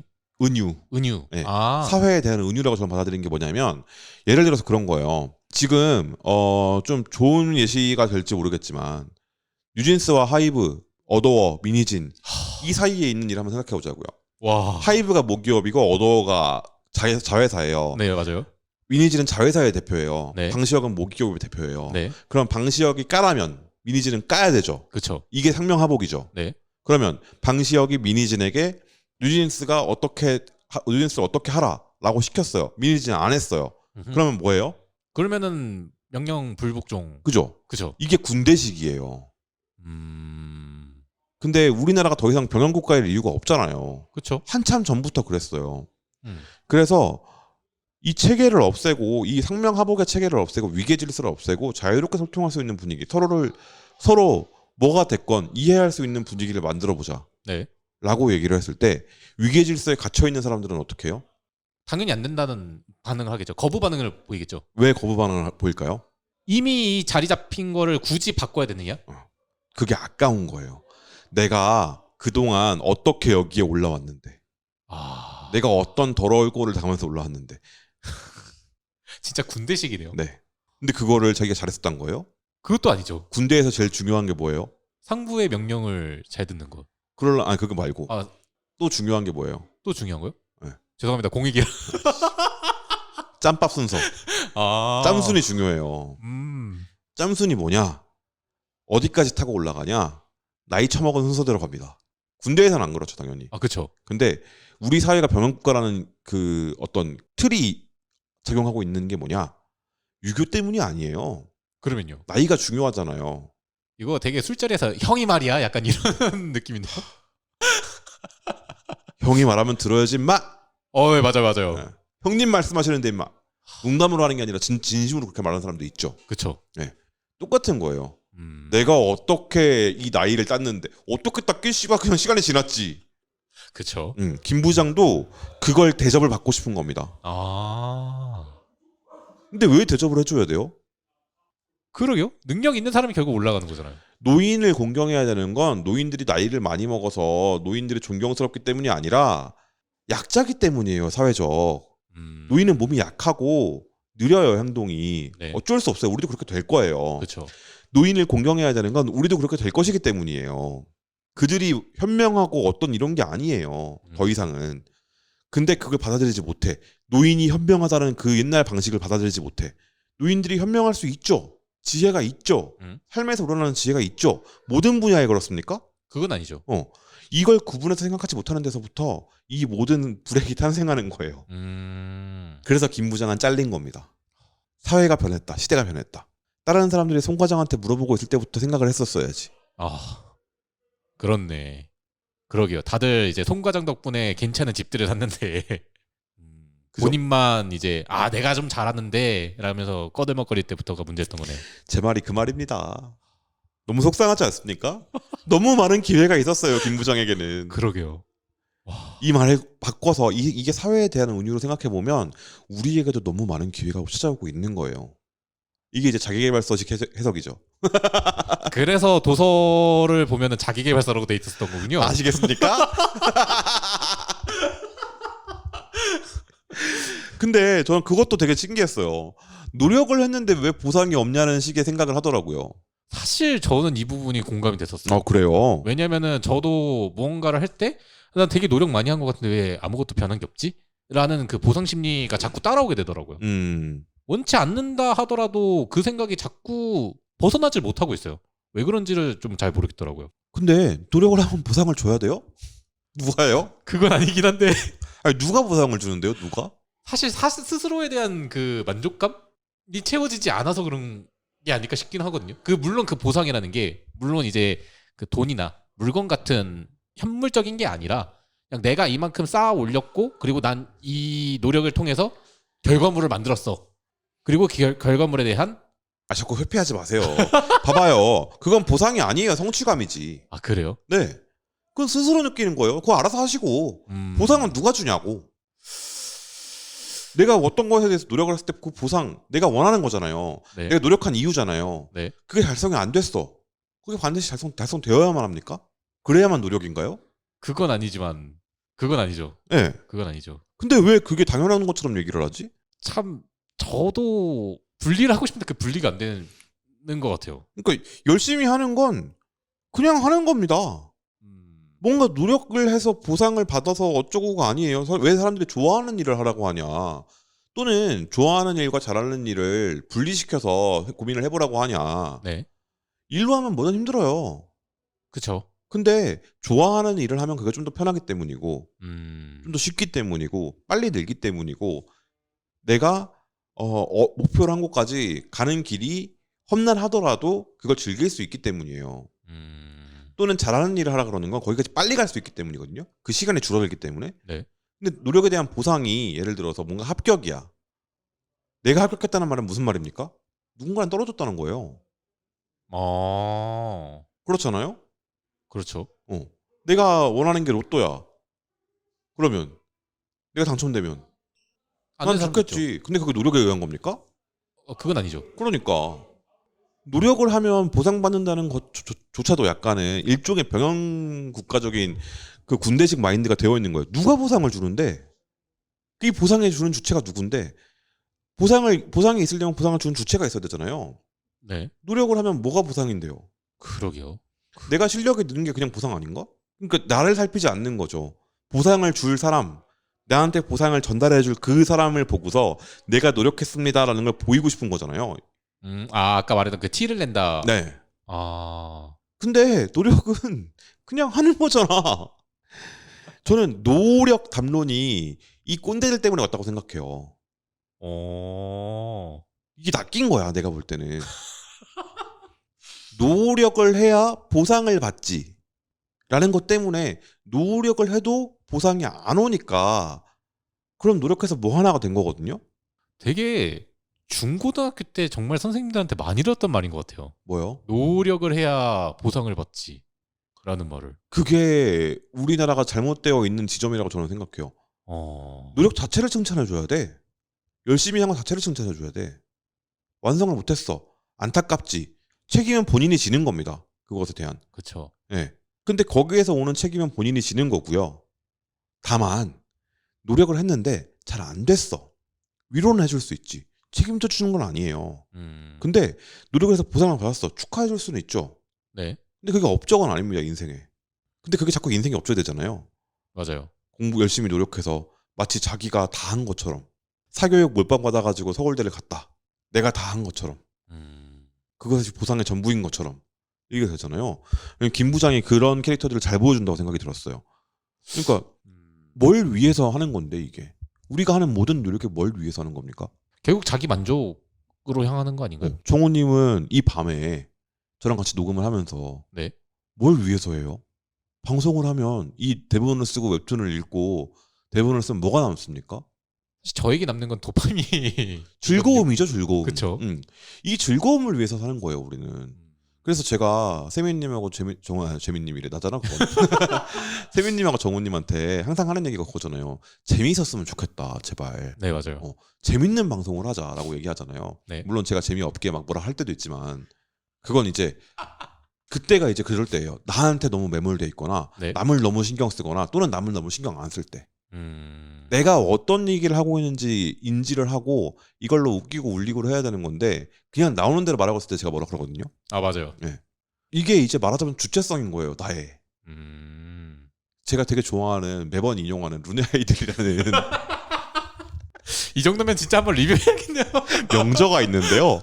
거기 7권 룬의 아이들 윈터러 7권 마지막에 나오는 시가 있습니다. 제임스 조이스의 시였나? 아닌데 누구의 시인데 I'm the captain of my soul. I'm the master of my fate. 라는 시가 있어요. 뭐냐? 나는 내 운명의 내 영혼의 선장. 나는 내 운명의 주인이라는 말이에요. 오. 그렇게 살아야 되는 거 아니야? 왜 남들이 시키는 것만 하고 살아요? 물론 이제는 저도 나이가 들어서 이해해요. 하고 싶은 게 없을 수 있어. 그럼 자기의 행복을 위해서 일정 시간은 행복하지 않은 일을 하고 일정 시간은 행복한 일을 하고 사는 거예요. 근데 김 부장은 그렇지 않았잖아요. 그렇죠. 일이 곧 행복이라고 생각하고 살았지. 그럼 그 책임은 누가 지는 거냐? 김 부장이 지는 겁니다. 그걸 인지하고 있어야 돼요. 내가 이렇게 노력을 해서 이렇게 하면 나에게 행복이 오겠지. 산모가 됐으면 행복했을까요? 계속 말했던 게 임원이 되고자 노력했다라고 하는데 그때가 돼서도 행복하지 않았을 것 같아요. 아까 상대 비교랑 똑같은 거예요. 상무가 되면 전무가 보일 거고요. 전무가 되면 사장이 보일 거고요. 사장이 되면 다른 기업에 보이기 시작할 겁니다. 끝이 없어요. 이거는 지옥의 굴레예요. 지옥의 굴레. 진짜 끝이 없네요. 네, 내 행복에 초점을 맞춰야 돼요. 그래서 이게 저는 정말 중요한 것 같아요. 김 부장도 그렇게 살았으면 좋겠어요. 너무 마음이 아파 그래서. 근데 김 부장이 그래도 이제 좀 갱생을 하잖아요. 그쵸? 어느 정도. 많이 갱생하죠. 물론 모든 것이 다 무너진 다음에 폐허해서 네. 빚더미해서 그렇죠. 이제 남은 그 퇴직금 털었잖아. 다 털었죠. 네, 이제 뭐 해야 되냐 그럼 이 사람? 이제 할 게 없어서 뭐 하지? 했던 거죠. 그죠? 뭘 해야지 어떡하지? 라고 생각했을 때 아들한테 무슨 말을 합니까? 그 아들이 이제 자영업자가 됐잖아요. 그러면서 이제 아들한테 했던 말이 너 잘하고 있다. AKA 김 부장 이 말했을 때 사기꾼이라고 말했던. 근데 사실 진짜 그 말은 저는 그 말을 봤을 때 어쩌면은 김 부장 본인한테 스스로가 하고 싶거나 또는 듣고 싶었던 말이 아니었을까? 그 생각도 좀 했어요. 그러니까 이게 그런 거예요. 그러니까 김 부장이 1화부터 한 15화까지의 김 부장은 되게 천박합니다. 그쵸. 천박해요. 명품 둘둘하고 좋은 아파트 살고 그러고 있지만 진짜 싸구려예요, 인간이. 제가 인간한테 싸구려라는 말 잘 안 쓰거든요. 근데 뭐 충분히 그렇게 느껴져요. 김 부장은 진짜 싸구려였어요. 맞아요. 다 돈으로 비교하고 내 취향은 없고 남들이 보는 것만 생각하고. 저는 그 부분에서 좀 느꼈어요. 그 뭐였지? 직원들이 아침에 커피 마시고 있을 때 뭐 자꾸 커피 마시고 있냐, 노가리 까고 있냐, 일해라 라고 해놓고서 본인이 친구한테 연락이 오면은 스타벅스로 갈게 하면서 커피 마시러 가잖아요.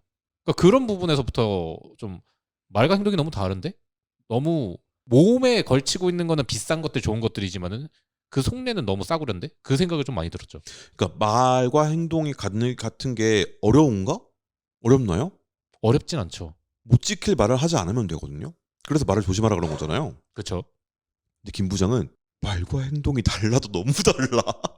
맞아요. 심지어 말과 행동과 생각도 달라. 그게 사람을 미치게 만드는 지점이죠.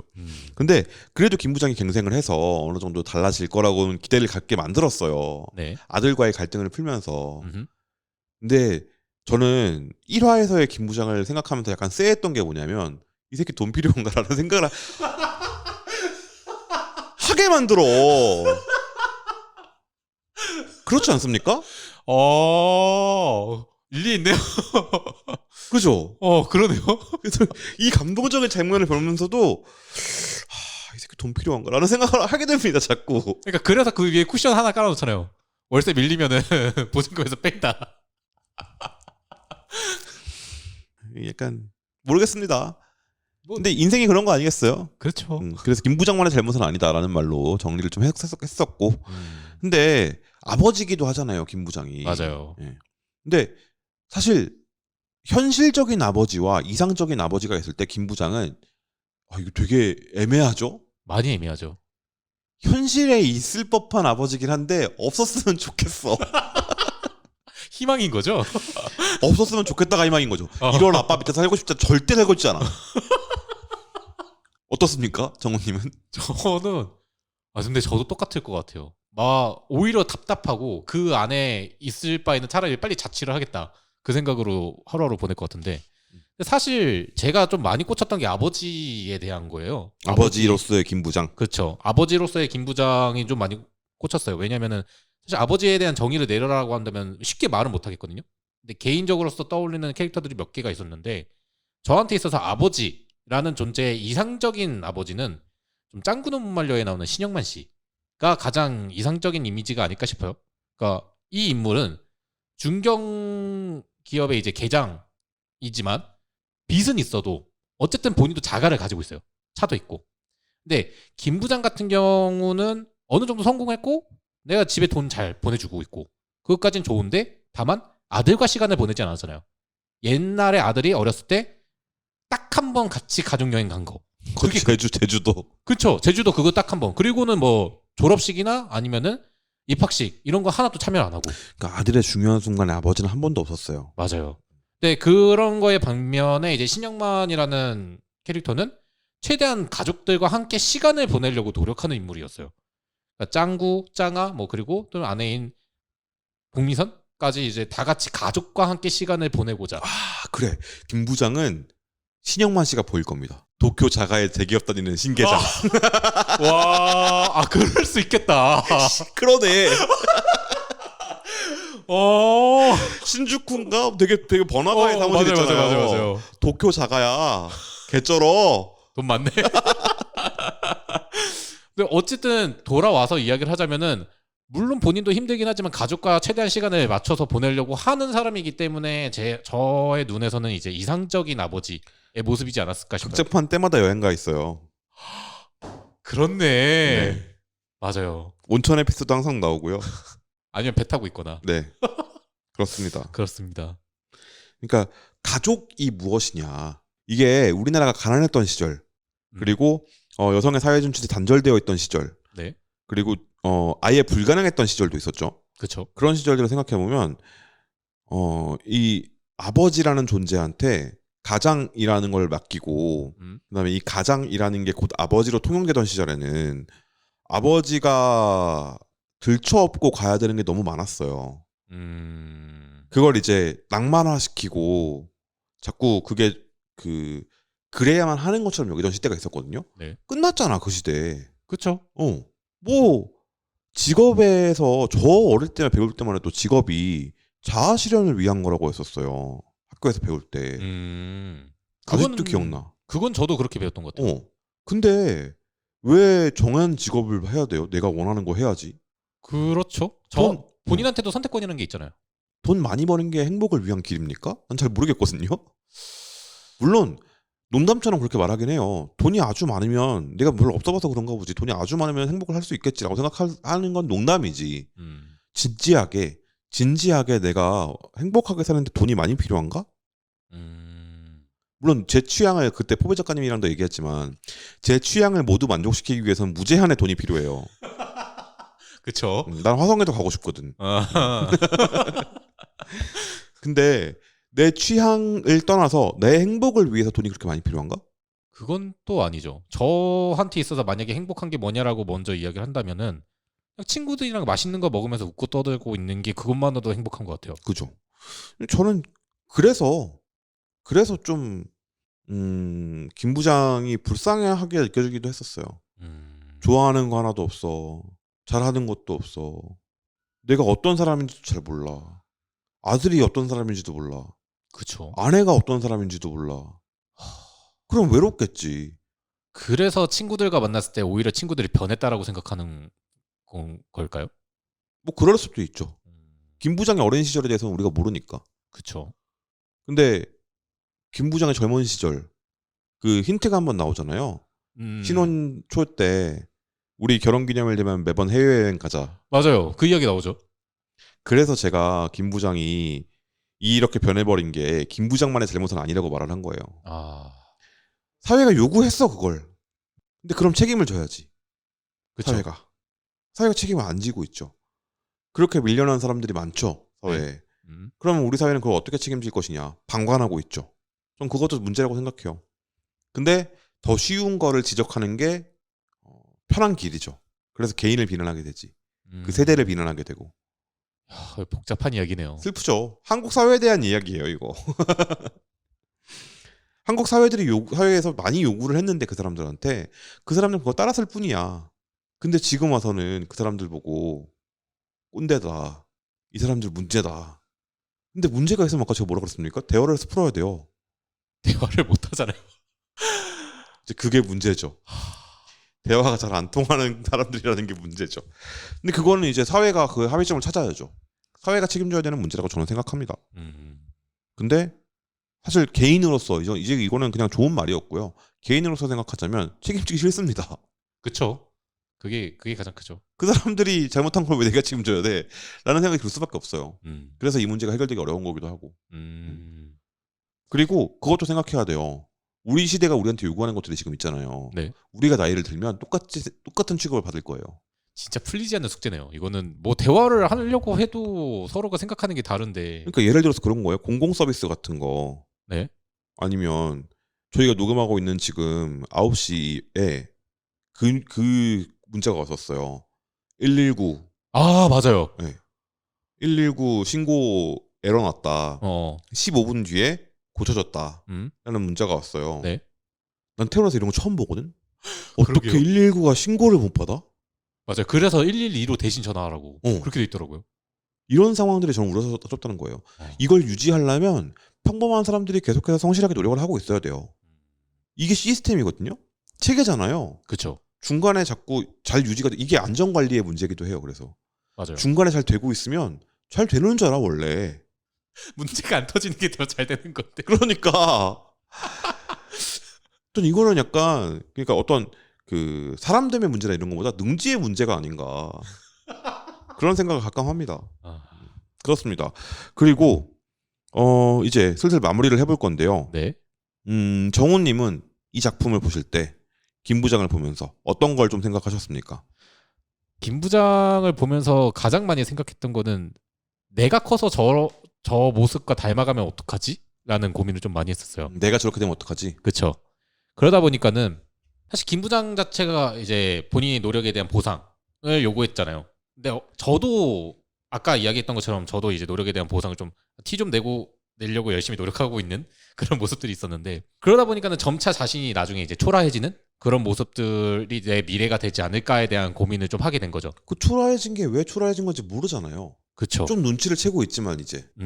그러다 보니까는 거기서 여러 번 이야기가 나오잖아요. 모르는 게 있으면 물어봐야지 라는 말이 나오는데 사실 그 모르는 게 있으면 물어봐야지가 쉽지가 않아요. 저한테는. 왜냐면은 모르는 게 뭔지 모르거든요. 이게 말이 좀 이상하게 들릴 수 있는데 정말 진짜 내가 모르는 게 맞나? 라는 그 고민거리가 생겼을 때 이거를 과연 어디서 내가 그거를 찾고 그리고 이거를 누군가한테 질문을 할 때 내가 진짜 모르는 게 무엇인지에 대해서 그걸 확실하게 이야기를 할 수 있는 건지 저는 그게 좀 고민을 하면서 그 부분을 고민하면서 이 작품을 보게 된 것 같아요. 근데 모르는 걸 물어볼 때 처음에 뭘 모르는지 모르는 게 당연해요. 왜냐면 해본 적이 없으니까. 당연한 건가요? 근데 일단 물어봐야 돼요. 내가 지금 이런 상황인데 여기서 내가 뭘 해야 될까요? 이러는데 이게 맞나요? 라고 물어보면서 시작하는 거예요. 그래야 다음 질문이 나오는데 이게 이제 처음부터 완벽하려고 하면 안 물어봐지죠 당연히. 궁극의 질문을 하겠어. 안 나오지 당연히. 아, 너무 높은 배점의 점수로 노렸던 그런 거예요. 이런 질문을 할 때 내가 뭘 모르는지 모르겠다라는 생각이 들 때 근데 그건 진리거든요. 내가 뭘 모르는지 모른다? 네. 이거는 그냥 모두가 그래요. 근데 내가 지금 원하는 게 뭐고 나한테 초점을 맞춰서 생각을 하다 보면 그게 보이는 거거든요. 네. 그리고 그러면서 자아가 커지지 않게 하려면 이제 음. 혼자서 생각하지 않고 계속해서 이 논쟁, 논박 그리고 토론 이걸 계속해서 해야 돼요. 아, 저 사람은 저렇게 생각하는구나. 내 입장이 만들어지고 그렇게 되면 내 입장이 만들어지면 이 입장에서 갇히지 않고 계속해서 이제 얘기를 나누다 보면 이게 굳지 않고 계속해서 움직인단 말이에요. 내 관점이라는 게. 그럼 내가 그 뒤부터는 자기 반성도 하게 되고 좀 자아 성찰도 하게 되고 그때부터 입체적인 인간이 되어가는 거예요. 근데 처음부터 내가 상대성 이론의 답을 찾아내겠어. 이미 나와 있어. 뭘 모르는지 모를 때는 이미 답이 있는 것도 고민을 해요. 그렇게. 근데 물어보면 아 그건 이미 답이 있습니다. 라고 나올 수 있잖아요. 그렇죠. 그런 거예요. 일단 물어봐야 돼. 근데 뭘 물어보느냐? 내가 뭘 모르는지에 대해서 물어봐야 돼요. 내가 어디에 서 있는지를 물어봐야 돼요. 이거 어렵게 생각할 필요 없어요. 예를 들어서 짬뽕을 한 번도 먹어본 적이 없는 사람이야.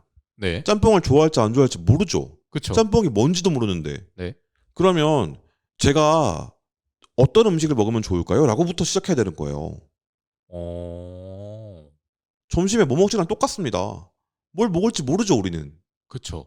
안 정했으니까. 그럼 점심에 뭐 먹지? 라고 물어봐야 시작이 되죠, 고민이. 그렇죠. 안 물어보면 내가 먹기 싫은 짜장면을 먹는 거예요. 내가 진짜로 모르는 게 맞나? 라는 생각이 들면 모르는 겁니다. 알잖아요? 그러면 설명할 게 떠올라요. 아마 저는 지금 거기까지 그렇게 생각을 해본 적이 없는 것 천원 돌파 같아요. 그랜라간 봤죠. 어떤 애입니까? 열혈 자체를 가지고 있는 로봇 용접물이죠. 그럼 열혈은 뭡니까? 열혈은 모르는 겁니다. 그랜라간은 알고 열혈은 모르는 거예요. 아시겠어요? 바로 안 나오네요.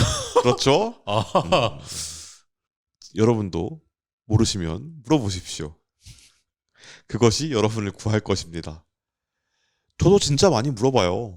정호님은 눈치 못 챘겠지만 정호님한테도 진짜 많이 물어보고요. 저는 진짜 눈치 못 챘어요. 성인수 작가님한테도 진짜 많이 물어보고요. 박이나 만화 애호가님한테도 많이 물어보고요. 세민님한테도 많이 물어보고요. 다 물어봐요. 진짜. 재민님이 물어보신다고 한다는 게 너무 좀 저형이? 약간 진짜 그 생각하고 있었거든요. 많이 물어보면요. 많이 알게 돼요.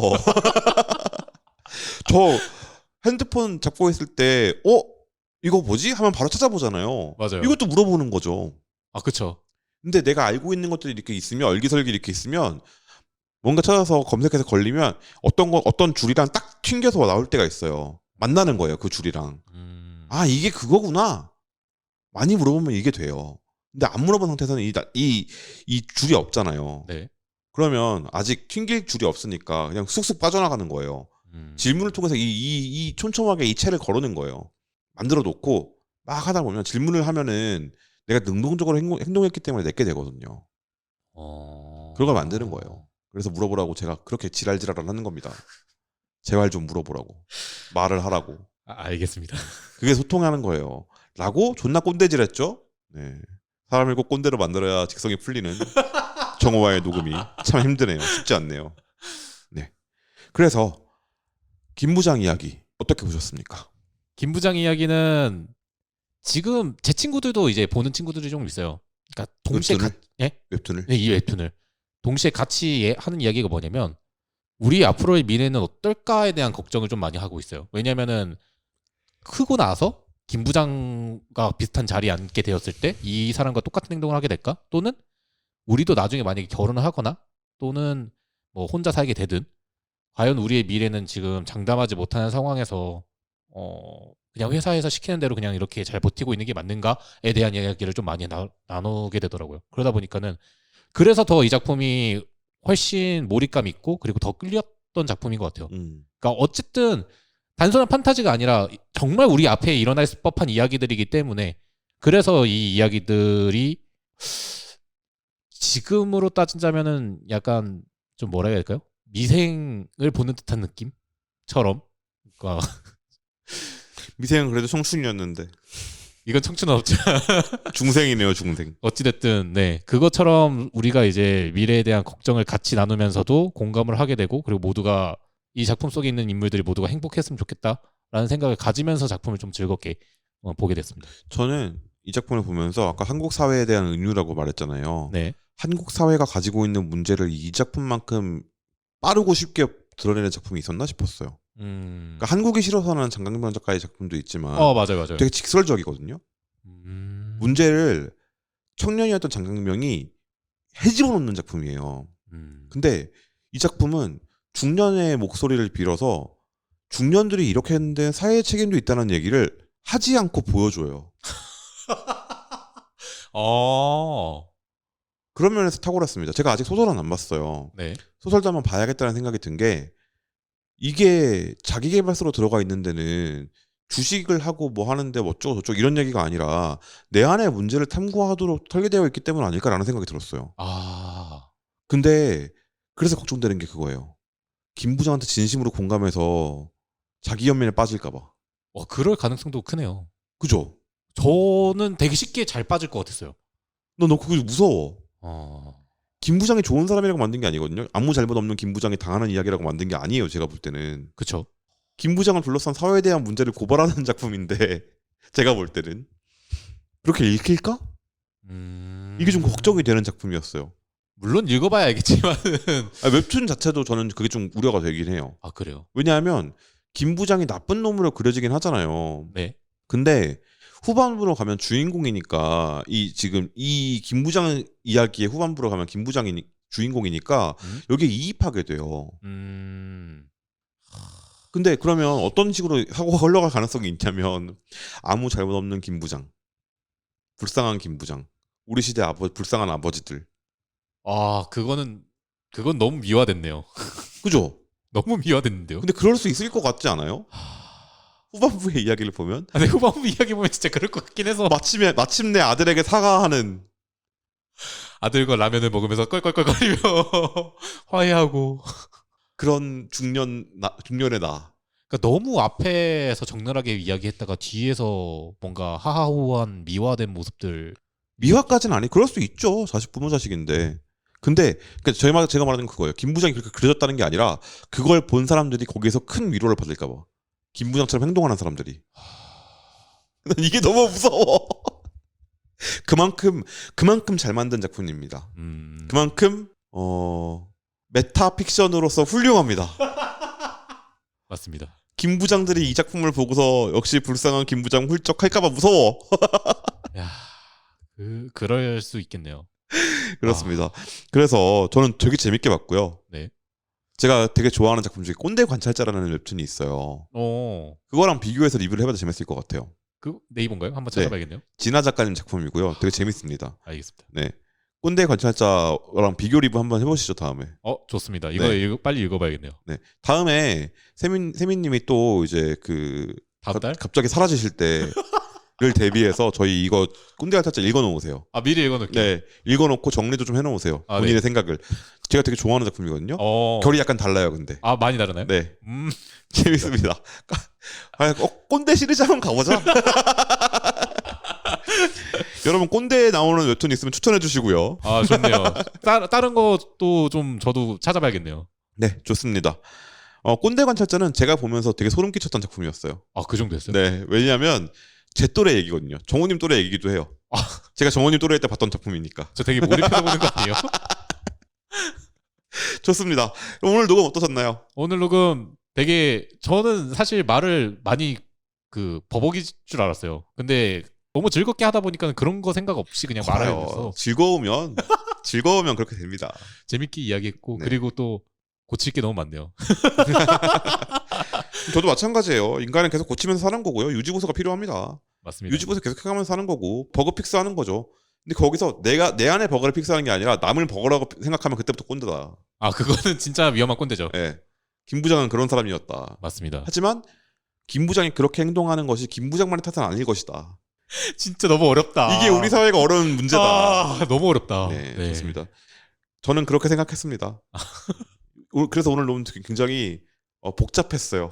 복잡할 수밖에 없었고 저도 들으면서 되게 많이 복잡했었어요. 이게 그러니까 정답이 없는 건데도 정답을 찾아가는 느낌이라서 너무 어려웠었어요. 그죠? 정답이 없는 문제인데 우리는 정답을 찾아야 될 것 같잖아요. 맞아요. 그 강박에서부터 벗어나야 되는데. 그렇죠. 네, 그리고 모든 노력이 보상받는 건 아니다. 하지만 노력은 그 자체로도 가치 있다. 보상이 있어야만 가치 있는 노력은 없다 세상에. 그건 저도 분리를 하도록 노력하겠습니다. 네. 그러면 모든 축구 선수가 메시처럼 돼야 되고 그렇죠. 그런 건 아니잖아요. 손이 되어야 되는가. 그러니까 그럴 필요 없잖아요. 맞아요. 그러니까 우리도 그런 걸 다 인정해주고 할 수 있었으면 좋겠다. 네. 김 부장을 보면서 인생을 배웠다. 좋습니다. 이게 웹툰의 어떤 이야기의 순기능이기도 하잖아요. 맞습니다. 좋습니다. 그래서 저희 다음 주에 또 이번에는 아마 세민님도 계실 거예요. 네. 세민님과 함께 리뷰로 돌아오도록 하겠습니다. 그러면 저희 다음 시간에 만나요. 안녕. 안녕.